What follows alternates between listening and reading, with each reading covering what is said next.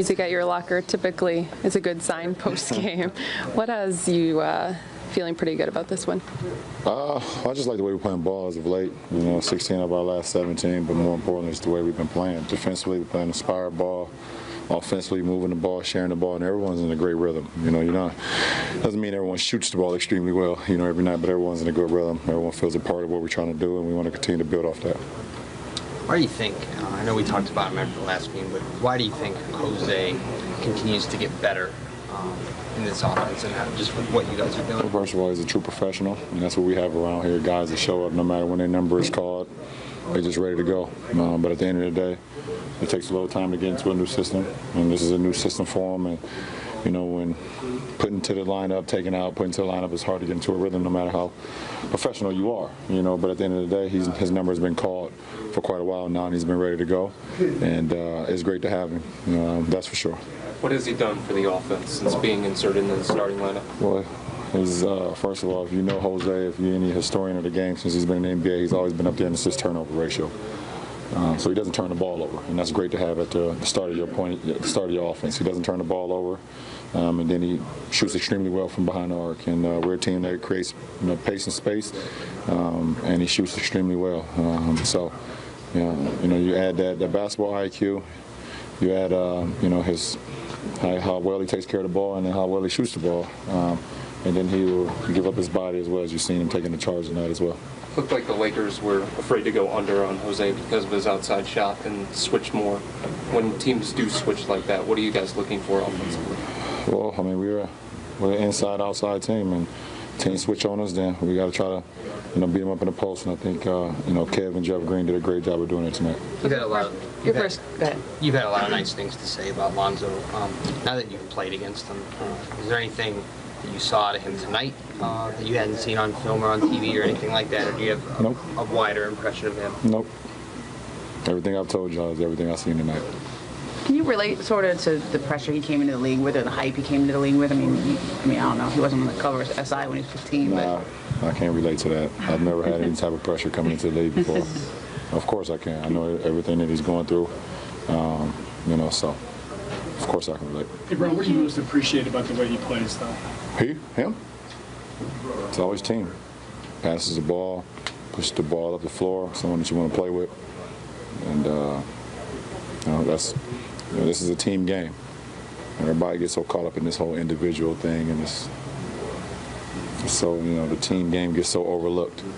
But then, I'm not going to go there. He's a really good player. What did you think of how the Lakers as a whole played? Say that again? What did you think of how the Lakers as a whole played? What did you think of their style, and especially in the first half? Well, they get the ball up the floor.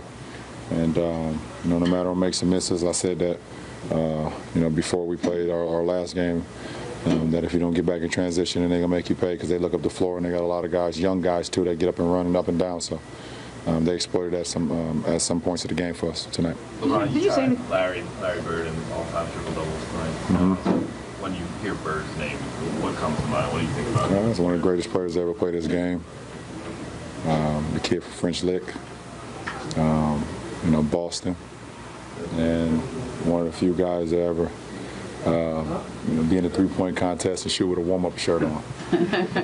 And but just as he played until he couldn't play no more. Obviously, we know that he just played till he literally couldn't play the game no more. He gave everything he had. And for young guys that don't know him, they think of Larry Bird as a jump shooter. But he was so much more than that. He was a passer. He averaged double-digit rebounds. He defended, he took charges.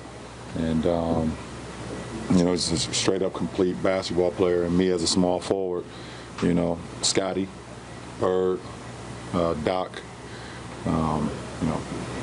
George Gervin. They're guys that I kind of looked up to being a small forward, and they kind of set the precedence of what it is to, go out there as a professional and give it all. So, I've always been a big fan of Larry Bird, and, if I'm linked with any other greats, especially like him, it's pretty cool. You had a moment yesterday with a youngster, Andrew, at the hospital. Did that cross your mind when that happened today? Yeah, it did. That was pretty cool. What was, I heard him yelling for me outside his room, and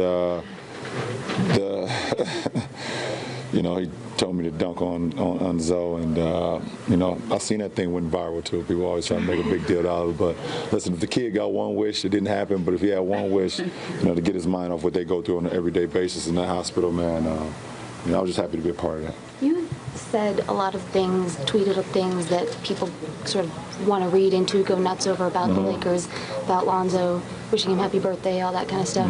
Do you get a kick out of seeing the reaction to that kind of stuff? I don't see the reaction because I don't get involved in it. I don't do it to get a reaction. I do it because, he's said over and over since he was growing up and who he modeled his game after. And who was his favorite player, and it was me, and I was humbled by that. So me wishing him a happy birthday was kind of the salute back to him. I see all the, the stupid noise that happens, and I can't buy a place in LA, I can't live in LA, or it's funny noise, but I don't get involved in it because when I post things, I don't look at comments. I'm so far removed of. The white noise and the noise that doesn't matter. It doesn't matter to me. The things that you said about Lonzo, is that why it was so important for you to have that post-game chat with him after the game? Absolutely. Absolutely.